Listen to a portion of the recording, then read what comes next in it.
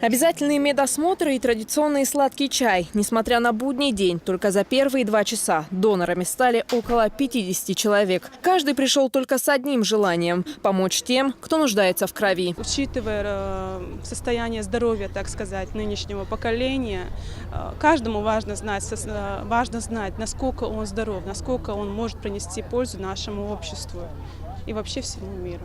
Бытует мнение, что донорами становятся люди, которые так или иначе столкнулись с проблемой, когда их родным требовалась кровь. Однако, по словам медиков, если человек однажды перешагнул порог пункта переливания, почти наверняка вернется. Сегодня передвижная станция собрала около 40 литров крови. Я сдаю уже не первый раз, 4-й, 5-й уже. Первый раз это было, когда человек уже лежал в больнице, ему нужна была помощь.